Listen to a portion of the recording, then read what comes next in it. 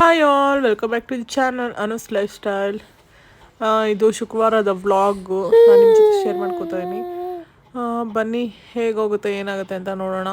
ಮೊದಲನೇದಾಗಿ ಎಲ್ಲ ಕೆಲಸ ಮಾರ್ನಿಂಗ್ ಎಲ್ಲ ಕೆಲಸ ಮುಗಿಸಿ ಪೂಜೆ ಸಹ ಆಯಿತು. ಅಲ್ಲಿಂದನೇ ವ್ಲಾಗ್ ಸ್ಟಾರ್ಟ್ ಮಾಡೋಣ ಅಂದ್ಬಿಟ್ಟು ವ್ಲಾಗ್ ಸ್ಟಾರ್ಟ್ ಮಾಡ್ತಾಯಿದ್ದೀನಿ. ಎಲ್ರಿಗೂ ಹ್ಯಾಪಿ ಫ್ರೈಡೇ.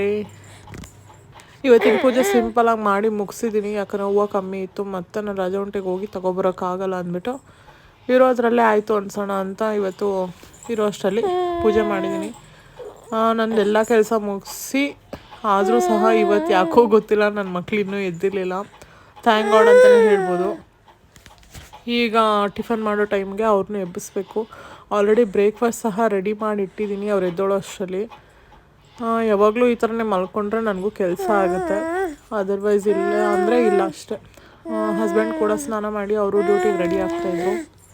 ಅವ್ರಿಗೂ ಟೈಮ್ ಆಗುತ್ತೆ, ಈ ಕಡೆ ಅನ್ನ ಕಲಿಸ್ಬಿಡೋಣ ಅಂದ್ಬಿಟ್ಟು ಅನ್ನ ಕಲಿಸ್ದೇನು ಟೈಮ್ ಆಗಿಬಿಟ್ಟಿತ್ತು. ಇವತ್ತು ಅಕ್ಕಿ ರೊಟ್ಟಿ ಪ್ಲ್ಯಾನ್ ಇದ್ದಿದ್ದು, ಅಕ್ಕಿ ರೊಟ್ಟಿ ಮಾಡಿ ಕಾಯಿ ಚಟ್ನಿ ಮಾಡೋಣ ಅಂತ. ಬಟ್ ಟೈಮ್ ಆಗಿಬಿಟ್ಟಿತ್ತು. ಇನ್ನು ತರಕಾರಿ ಎಲ್ಲ ಸಣ್ಣಕ್ಕೆ ಹಚ್ಚೋದ್ರೊಳಗಡೆ ಟೈಮ್ ಆಗಿಬಿಡುತ್ತೆ ಅಂತ ತರಕಾರಿ ಚಿತ್ರಾನ್ನ ಮಾಡೋಣ ಅಂದ್ಕೊಂಡೆ. ಅದಕ್ಕೂ ಟೈಮ್ ಆಗುತ್ತೆ ಅಂದ್ಬಿಟ್ಟು ಮತ್ತೆ ಫ್ರಿಜ್ಜಲ್ಲಿ ನೋಡಿದೆ ಸಬ್ಸಿಗೆ ಸೊಪ್ಪಿತ್ತು. ಪ್ಲೇನ್ ಚಿತ್ರಾನ್ನ ಮಾಡಿದ್ರೆ ತಿನ್ನೋಕ್ಕೂ ಬೋರ್ ಆಗುತ್ತೆ ಅಂದ್ಬಿಟ್ಟು ಸಬ್ಸಿಗೆ ಸೊಪ್ಪು ಹಾಕಿ ಇವತ್ತು ಸ್ಪೆಷಲ್ಲಾಗಿ ಚಿತ್ರಾನ್ನ ಮಾಡಿದ್ದೀನಿ. ನನ್ನ ಹಬ್ಬಿಗೆ ಈ ಥರ ಗೊಜ್ಜುಗಳು ಮಾಡಿ ಅನ್ನ ಕಲಿಸ್ಕೊಟ್ರೆ ಅವ್ರದ್ದೇನು ತೊಂದರೆ ಇಲ್ಲ, ತಿಂತಾರೆ. ಬಟ್ ರೈಸ್ ಬಾತ್ ಥರ ಏನಾದರೂ ಕುಕ್ಕರೆಲ್ಲ ಕೂಗಿಸ್ಬಿಟ್ರೆ ಸ್ವಲ್ಪ ಗೊಣ ಅಂತಾರಷ್ಟೇ.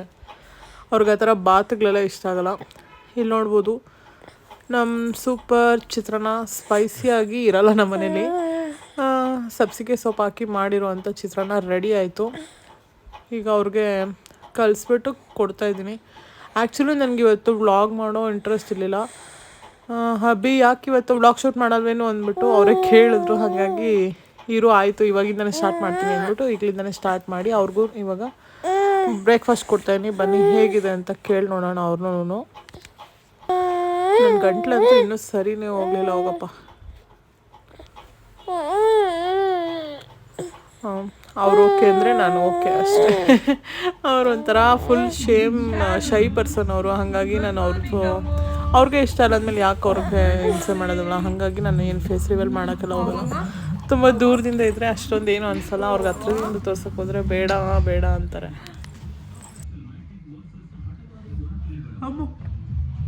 TV off.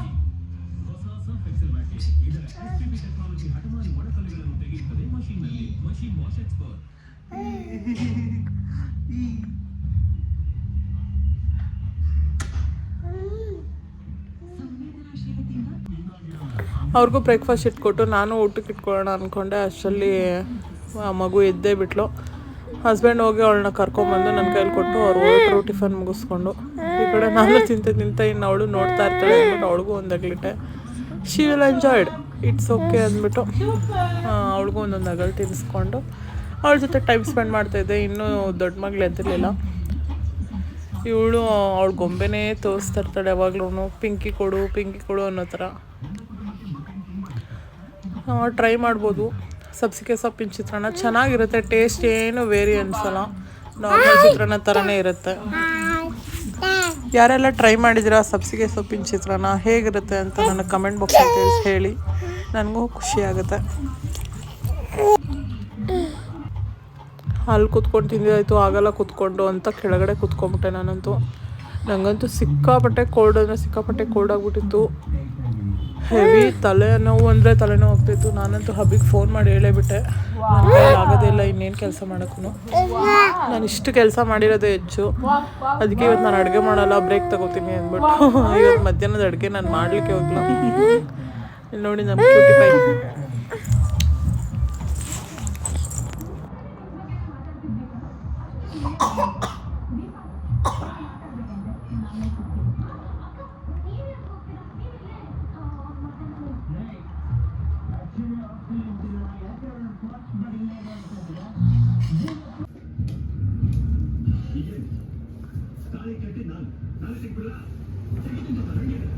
ಬಾ ಕರ್ಕೊಂಬ ಅವಳನ್ನ ಕರ್ಕೊಂಬೋಗು.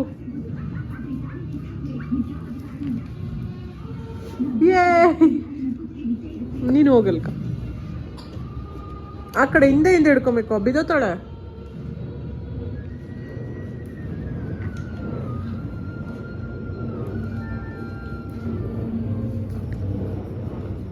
ಅಮ್ಮ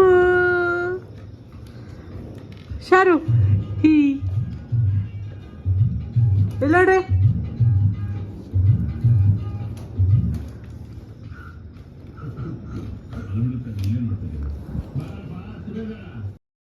ಅವ್ರು ಹೆಂಗಿದ್ರು ಆಟಾಡ್ಕೊಳ್ತಾ ಇದ್ರಲ್ಲ ಅಂದ್ಬಿಟ್ಟು ಬಟ್ಟೆ ಮಡ್ಚಿಬಿಡೋಣ ಅಂದ್ಬಿಟ್ಟು ಬಟ್ಟೆ ಮಡ್ಚಕ್ಕೆ ಕೂತ್ಕೊಂಡೆ. ಬಟ್ ಅವರಿಬ್ರು ಸೈಕಲ್ ಬಿಟ್ಬಿಟ್ಟು ಬಂದೇ ಬಿಟ್ರು. ಇದನ್ನೆಲ್ಲ ತೊಗೊಬಂದು ಮಡ್ಚಿಡೋ ಅಷ್ಟರಲ್ಲಿ ಇನ್ನೊಂದು ರೌಂಡ್ ಮಿಷಿನ್ಗೆ ಬಟ್ಟೆ ಹಾಕಿದ್ದೀನಿ. ಅದೆಲ್ಲ ವಾಶ್ ಆಗೋ ಅಷ್ಟರಲ್ಲಿ ಏನು ಕೆಲಸ ಆಯಿತು ಅದು ಮುಗಿಸ್ಕೊಬೇಡ ಅಂತ. ಆದರೆ ಕುತ್ಕೊಂಡು ಬಟ್ಟೆ ಮಡ್ಚಕ್ಕೆ ಸಹ ಆಗ್ತಾಯಿರಲಿಲ್ಲ, ಅಷ್ಟು ತಲೆ ನೋವ್ತಾಯಿತ್ತು ನನಗಂತೂ. ಬಟ್ ಏನು ಮಾಡೋಕ್ಕಾಗಲ್ಲ, ಅಮ್ಮ ಮನೇಲಿ ಇದ್ದಿದ್ರೆ ಆರಾಮಾಗಿ ಮಲ್ಕೋತಾ ಇದ್ದೆ. ಬೇಜಾರಾಗ್ತದಪ್ಪ ಯಾಕೋ. ಇನ್ನು ಮಕ್ಳಿಗೆ ಸ್ನಾನ ಮಾಡಿಸ್ಬೇಕು. ಮಕ್ಳಿಗೆ ಒಂದು ಸ್ನಾನ ಮಾಡಿಸ್ಬಿಟ್ರೆ ನಂದು ಅರ್ಧ ಕೆಲಸ ಮುಗಿಯುತ್ತೆ. ಬೇಗ ಬೇಗ ಕೆಲಸ ಮುಗಿಸ್ಕೊಂಬಿಟ್ರೆ ನಾನು ರೆಸ್ಟ್ ಮಾಡ್ಬೋದು ಅಂತ. ಎಷ್ಟು ಬಟ್ಟೆ ನೋಡ್ರಿ, ಒಂದು ದಿನದ ಬಟ್ಟೆ ಅಷ್ಟೇ ಇದು. ಕೆಳಗಡೆ ಬರೀ ಪ್ಯಾಂಟು ಚಡ್ಡಿಗಳೇ ಇಷ್ಟು ಬಿಚ್ಚಾಕ್ಬಿಟ್ಟಿರ್ತಾರೆ.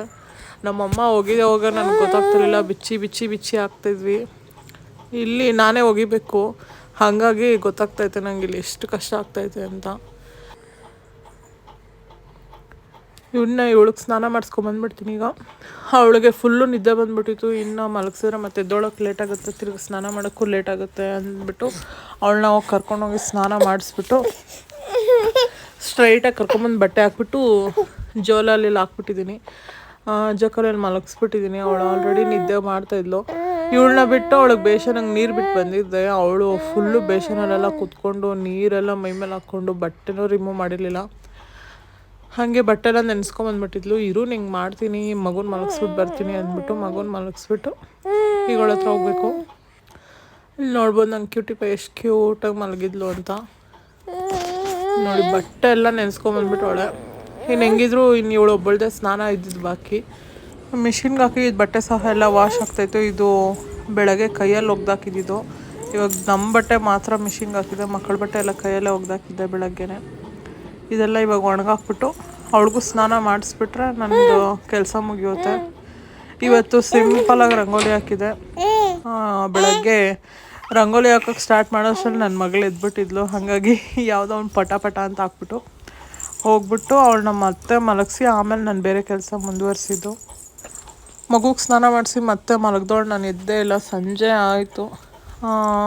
ಇವತ್ತು ಶುಕ್ರವಾರ ನಾನ್ ವೆಜ್ ಏನಾದರೂ ತಿನ್ನೋಣ ಅಂದರೆ ಮತ್ತೆ ನನಗೆ ಹೆವಿ ಕಷ್ಟ ಆಗುತ್ತೆ ಅಡುಗೆ ಮಾಡೋಕ್ಕೆ ಅಂದ್ಬಿಟ್ಟು ಸಿಂಪಲಾಗಿರಬೇಕು ಮತ್ತು ಲೈಟಾಗಿರಬೇಕು ಈವ್ನಿಂಗೆ ಅಂದ್ಬಿಟ್ಟು ಪಾಲಕ್ ಸೊಪ್ಪಿತ್ತು ಫ್ರಿಜ್ಜಲ್ಲಿ. ಹಾಗಾಗಿ ಪಾಲಕ್ ಕಿಚಡಿ ಮಾಡ್ತೀನಿ ಅಂತ ಹೇಳಿದೆ ಅವ್ರಿಗೆ. ಸರಿ ಆಯಿತು, ನನಗೂ ಯಾಕೋ ಹೊಟ್ಟೆ ತುಂಬ್ದಂಗೆ ಐತೆ, ಏನಾದರೂ ಲೈಟಾಗಿ ಮಾಡು ಫುಡ್ಡು ಅಂತ ಹೇಳಿದರು. ಹಾಗಾಗಿ ಇಲ್ಲಿ ಪಾಲಕ್ ಕಿಚಡಿ ಮಾಡ್ಕೊಳ್ಳೋಣ ಅಂತ ಎಲ್ಲ ರೆಡಿ ಮಾಡಿ ಇಟ್ಕೊಂಡಿದ್ದೀನಿ. ಒಂದೇ ಪ್ರಪೋರ್ಷನಲ್ಲಿ ಅಕ್ಕಿ ಮತ್ತು ಬೇಳೆನ ನೆನೆ ಹಾಕಿ ಇಟ್ಕೊಂಡಿದ್ದೆ. ಪಾಲಕ್ ಸೊಪ್ಪು ಒಂದು ಕಟ್ಟಾಗೋಷ್ಟು ಪಾಲಕ್ ಸೊಪ್ಪು ತೊಗೊಂಡಿನಿ. ಇಲ್ಲೆಲ್ಲ ರೆಡಿ ಮಾಡಿ ಇಟ್ಕೊಂಡಿನಿ. ಬನ್ನಿ ಈಗ ಮಾಡ್ತಾ ಹೇಗೆ ಅಂತ ತೋರಿಸ್ತೀನಿ. ನನ್ನ ಸ್ಟೈಲಲ್ಲಿ ಹೇಗೆ ಮಾಡ್ತೀನಿ ಅಂತ ನಾನು ತೋರಿಸ್ತೀನಿ ಅಷ್ಟೇ. ಇದೇ ಪರ್ಫೆಕ್ಟು, ಎಲ್ಲರೂ ಇದೇ ಥರ ಮಾಡಬೇಕು ಅಂತ ನಾನೇನು ಹೇಳ್ತಾಯಿಲ್ಲ. ಇಲ್ಲಿ ನಾನೊಂದು ಚಿಕ್ಕ ಲೋಟದಲ್ಲಿ 1 ಲೋಟ ಅಕ್ಕಿ ಮತ್ತು 1 ಲೋಟ ತೊಗರಿಬೇಳೆ ಎರಡೂ ಒಂದೇ ಈಕ್ವಲಾಗಿ ತೊಗೊಂಡಿದ್ದೀನಿ. ಎರಡನ್ನೂ ಕ್ಲೀನಾಗಿ ನೆನೆಸಿಟ್ಕೊಂಡ್ರೆ ಸ್ವಲ್ಪ ಬೇಗ ಬೇಯುತ್ತೆ ಮತ್ತು ಸ್ವಲ್ಪ ಸಾಫ್ಟಾಗಿ ಬೇಯುತ್ತೆ ಅಂದ್ಬಿಟ್ಟು ನೆನೆಸಿಟ್ಕೊಂಡಿನಿ. ಅದನ್ನು ಈಗ ಕ್ಲೀನಾಗಿ ಮೊದಲೇ ನೀರು ಕಾಯಕ್ಕೆ ಇಟ್ಕೊಂಡಿದ್ದೆ. ಆ ನೀರಿಗೆ ಇದೇನು ನೆನೆಸಿಟ್ಟಿದ್ನಲ್ಲ ಅದನ್ನು ಆಲ್ರೆಡಿ ತೊಳೆದು ನಾನು ನೆನೆಸಿಟ್ಟಿದ್ದೆ. ಅದಕ್ಕೆ ಒಂಚೂರು ಆಪ್ಷನಲ್ಲಿ ಇದು ತುಪ್ಪ ಆದರೂ ಹಾಕ್ಕೋಬೋದು ಅಥವಾ ಎಣ್ಣೆ ಆದರೂ ಹಾಕ್ಕೋಬೋದು. ಅದು ಹಾಕ್ಕೊಂಡು ಒಂದು ಚಿಟಿಕೆ ಅರಿಶಿನ ಹಾಕ್ಕೊಂಡು ಕುಕ್ಕರ್ ಮುಚ್ಚಿಬಿಟ್ಟು ಒಂದು 4ರಿಂದ 5 ವಿಷಲ್ ತೊಗೊಳ್ಳೋಣ. ಸ್ವಲ್ಪ ಸಾಫ್ಟಾಗಿ ಬೇಯಬೇಕು. ಹಾಗಾಗಿ ಒಂದು 4 to 5 ವಿಷಲ್ಸ್ ಕಂಪಲ್ಸರಿ ಬೇಕೇ ಬೇಕು. ಮತ್ತು ಈ ಕಡೆ ಪಾಲಕ್ ಸೊಪ್ಪನ್ನ ನೀರಲ್ಲಿ ಹಾಕಿ ಬೇಯಿಸ್ಕೊಳ್ಳೋರು ಇದ್ದಾರೆ, ಎಣ್ಣೆಲಿ ಹಾಕಿ ಫ್ರೈ ಮಾಡ್ಕೊಳ್ಳೋರು ಇದ್ದಾರೆ. ಬಟ್ ನಾನಿಲ್ಲಿ ನೀರು ಹಾಕಿಲ್ಲ, ಎಣ್ಣೆನೂ ಹಾಕಿಲ್ಲ. ಡೈರೆಕ್ಟ್ ಒಂದು ಪ್ಯಾನ್ ಬಿಸಿ ಮಾಡಿ ಪ್ಯಾನ್ಗೆ ಹಾಕ್ಕೊಂಡು ಅದನ್ನು ಹಂಗೆ ಸ್ವಲ್ಪ ಫ್ರೈ ಮಾಡ್ತಾಯಿದ್ರೆ ಪಾಲಕ್ ಸೊಪ್ಪಲ್ಲಿರೋವಂಥ ನೀರೇ ಬಿಟ್ಕೊಂಡು ಅದು ಫುಲ್ಲು ಸಾಫ್ಟ್ ಆಗುತ್ತೆ. ಇದನ್ನ ಈ ಥರ ಸ್ವಲ್ಪ ಕದಲಿಸ್ತಾ ಇದ್ದರೆ ಅದು ನೀರೆಲ್ಲ ಬಿಟ್ಕೊಂಡು ಸಾಫ್ಟಾಗಿ ಮೆತ್ತಗಾಗುತ್ತೆ. ಇಲ್ಲಿ ನೋಡ್ಬೋದು ಪಾಲಕ್ ಸೊಪ್ಪಲ್ಲಿ ಎಷ್ಟು ನೀರು ಬಿಟ್ಟಿದೆ ಅಂತ, ಮತ್ತು ಸೊಪ್ಪು ಸಹ ಎಷ್ಟಿದ್ದಿದ್ದು ಎಷ್ಟಾಗಿದೆ ಅಂತ ನೀವೇ ನೋಡ್ಬೋದು. ಈಗ ಇದು ಇಷ್ಟು ಸಾಫ್ಟ್ ಆದರೆ ಸಾಕು. ನಾನು ಇದನ್ನು ಆರಕ್ಕೆ ಬಿಟ್ಬಿಡ್ತೀನಿ ಹಿಂಗೇ. ನೀರಲ್ಲಿ ಹಾಕಿ ಬೇಯಿಸೋ ಅಂಥದ್ದು, ಎಣ್ಣೆಲಿ ಹಾಕಿ ಫ್ರೈ ಮಾಡ್ಕೊಳ್ಳೋ ಅಂಥದ್ದೆಲ್ಲ ನನ್ನ ಪ್ರಕಾರ ನೆಸೆಸಿಟಿ ಇಲ್ಲ ಅನಿಸುತ್ತೆ. ಇಲ್ಲಿ ಕಡ್ಡಿ ಸಾಫ್ಟಾಗಿದೆಯಾ ಅಂತ ಚೆಕ್ ಮಾಡ್ತಾಯಿನಿ. ರುಬ್ಬಿ ಮತ್ತು ಫ್ರೈ ಮಾಡ್ಕೊಳ್ಳೋದ್ರಿಂದ ಇಷ್ಟ ಆದರೆ ಸಾಕಾಗುತ್ತೆ. ಇದು ಕಂಪ್ಲೀಟಾಗಿ ತಣ್ಣಗಾಗಿದೆ. ತಣ್ಣಗಾಗಿರೋದನ್ನು ಡೈರೆಕ್ಟು ಮಿಕ್ಸಿ ಜಾರ್ಗೆ ಹಾಕ್ಕೋತಾಯಿದ್ದೀನಿ.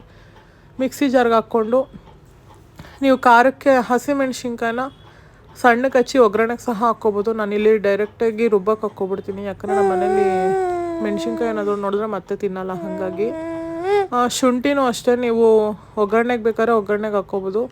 ಅದರ್ವೈಸ್ ರುಬ್ಕೋತೀವಿ ಅಂದರೆ ರುಬ್ಕೋಬೋದು. ನಾನಿಲ್ಲಿ ತುರಿದು ಇಟ್ಕೊಂಡಿನಿ ಒಗ್ಗರಣೆ ಜೊತೆ ಹಾಕ್ಕೊಳ್ಳೋಣ ಅಂತ. ನಿಮ್ಗೆ ಯಾವ ರೀತಿ ಕಂಫರ್ಟಬಲ್ ಆಗಿರುತ್ತೋ, ನಿಮ್ಗೆ ಯಾವ ಥರ ಟೇಸ್ಟ್ ಬೇಕು ಅನಿಸುತ್ತೋ ಅದಕ್ಕೆ ಅನುಗುಣವಾಗಿ ನೀವು ಮಾಡ್ಕೋಬೋದು. ನಾನಿಲ್ಲಿ ನಮ್ಮ ಮನೇಲಿ ಹೇಗೆ ಮಾಡ್ತೀನಿ ಅಂತ ನಾನು ನಿಮ್ಮ ಜೊತೆ ತೋರಿಸ್ತಾ ಇದ್ದೀನಿ ಅಷ್ಟೇ. ನೆಕ್ಸ್ಟು ಒಗ್ಗರಣೆ ಹಾಕ್ಕೊಳ್ಳೋಕ್ಕೆ ಅದೇ ಪಾಲಕ್ ಸೊಪ್ಪಿನ ಏನು ಬೇಯಿಸಿಟ್ಕೊಂಡಿದ್ದೆ ಅದೇ ಬಾಣಲಿಗೆ ಸ್ವಲ್ಪ ನೀರು ಹಾಕಿ ತೊಳೆದು ಅದಕ್ಕೆ 1-2 ಟೇಬಲ್ ಸ್ಪೂನಷ್ಟು ಎಣ್ಣೆ ಹಾಕ್ಕೊಂಡಿದ್ದೀನಿ. ತುಪ್ಪ ಇವಾಗೇನು ನೆಸೆಸಿಟಿ ಇಲ್ಲ. ಸ್ವಲ್ಪ ಜೀರಿಗೆ ಹಾಕ್ಕೊಂಡು ಮತ್ತು ಏನು ಸಣ್ಣಕ್ಕೆ ಹಚ್ಚಿಟ್ಕೊಂಡಿದ್ವಿ 1 ಗಡ್ಡೆ ಬೆಳ್ಳುಳ್ಳಿನ ಅದು ಹಾಕಿ ಸ್ವಲ್ಪ ಚೆನ್ನಾಗಿ ಫ್ರೈ ಮಾಡ್ಕೊಳ್ಳೋಣ. ಇದನ್ನು ತಿಂತಾಯಿದ್ರೆ ಸೆಂಟ್ರಲ್ಲಿ ಚೆನ್ನಾಗಿ ಅನಿಸುತ್ತೆ ಟೇಸ್ಟು. ಮತ್ತು ಇಲ್ಲಿ ಕರಿಬೇವು ಮತ್ತು 1 ಈರುಳ್ಳಿನ ಹಾಕ್ಕೊಂಡು ಚೆನ್ನಾಗಿ ಫ್ರೈ ಮಾಡ್ಕೊತೀನಿ, ಸ್ವಲ್ಪ ಟ್ರಾನ್ಸ್ಪರೆಂಟ್ ಆಗೋ ತನಕ. ಇದು ಈರುಳ್ಳಿ ಚೆನ್ನಾಗಿ ಫ್ರೈ ಆಗಿದ ತಕ್ಷಣ ಒಂದು ದೊಡ್ಡ ಸೈಜ್ ಟೊಮೆಟೊ ಹಾಕ್ಕೊಂಡಿನಿ. ಟೊಮೆಟೊ ಹಾಕಿ ಅದಕ್ಕೆ ಸ್ವಲ್ಪ ಸಾಲ್ಟ್ ಹಾಕಿ ಚೆನ್ನಾಗಿ ಸಾಫ್ಟ್ ಆಗೋ ತನಕ ಚೆನ್ನಾಗಿ ಫ್ರೈ ಮಾಡ್ಕೊಳ್ಳೋಣ. ರುಚಿಗೆ ಎಷ್ಟು ಬೇಕೋ ಅಷ್ಟು ಉಪ್ಪನ್ನ ನಾನು ಈಗಲೇ ಹಾಕ್ಕೊಬಿಡ್ತೀನಿ. ನಿಮಗೆ ಯಾವ ಥರ ಅಡ್ಜಸ್ಟ್ ಆಗುತ್ತೋ ಆ ಥರ ಹಾಕ್ಕೊಬೋದು. ಮತ್ತು ಟೊಮೆಟೊ ಎಲ್ಲ ಚೆನ್ನಾಗಿ ಸಾಫ್ಟ್ ಆದಮೇಲೆ ಶುಂಠಿನ ನಾನು ಈ ಟೈಮಲ್ಲಿ ಹಾಕ್ಕೋತೀನಿ. ಮೊದಲೇ ಹಾಕೋದ್ರಿಂದ ಬುಡ ಹಿಡಿಯೋ ಚಾನ್ಸಸ್ ಇರುತ್ತೆ. ಹಾಗಾಗಿ ಇಲ್ಲಿ ಈ ಚಿಕ್ಕ ಸ್ಪೂನಲ್ಲಿ 1.5 ಸ್ಪೂನಷ್ಟು ಧನಿಯಾ ಪುಡಿ, ಒಂದು ಅರ್ಧ ಸ್ಪೂನಷ್ಟು ಗರಂ ಮಸಾಲ ಹಾಕ್ಕೊಂಡಿದ್ದೀನಿ ಅಷ್ಟೇ. ತುಂಬ ಮಸಾಲೆ ಬೇಡ, ಲೈಟ್ ಫುಡ್ ಬೇಕು ಅನ್ನೋರು ಈ ಥರ ಟ್ರೈ ಮಾಡಿ ನೋಡಿ ಒಂದು ಸರ್ತಿ, ಎಲ್ರಿಗೂ ಇಷ್ಟ ಆಗುತ್ತೆ. ಮತ್ತು ಈ ಬಿಸಿಬೇಳೆಭಾತು, ಖಾರ ಪೊಂಗಲ್ಲು ಕನ್ಸಿಸ್ಟೆನ್ಸಿಯಲ್ಲಿ ಯಾವ ಊಟ ತಿನ್ನೋರಿಗೆ ಇಷ್ಟ ಆಗುತ್ತೆ, ಎಲ್ರಿಗೂ ಇಷ್ಟ ಆಗುತ್ತೆ ಅಂತ ಹೇಳೋಕ್ಕಾಗಲ್ಲ. ಅದು ಹಾಕಿ ಚೆನ್ನಾಗಿ ಸ್ವಲ್ಪ ಮಸಾಲೆ ಹೋಗೋ ತನಕ ಫ್ರೈ ಮಾಡಿಕೊಂಡು ಈಗೇನು ರುಬ್ಬಿಟ್ಕೊಂಡಿದ್ವಿ ಪಾಲಕ್ ಪೇಸ್ಟು ಅದನ್ನು ಹಾಕಿ ಸ್ವಲ್ಪ ಹಸಿ ವಾಸನೆ ಹೋಗೋ ತನಕ ಹುರ್ಕೊಳ್ಳೋಣ. ಅದಾದಮೇಲೆ ಇದೇನು ಮೊದಲೇ ಬೇಯಿಸಿಟ್ಕೊಂಡಿದ್ದಂಥ ಅಕ್ಕಿ ಬೇಳೆ, ಇದರಲ್ಲಿ ಅರಿಶಿನ ಹಾಕಿ ಬೇಯಿಸ್ಕೊಂಡಿರೋದ್ರಿಂದ ನಾನು ಒಗ್ಗರಣೆಗೆ ಅರಿಶಿನ ಸ್ಕಿಪ್ ಮಾಡಿದ್ದೀನಿ.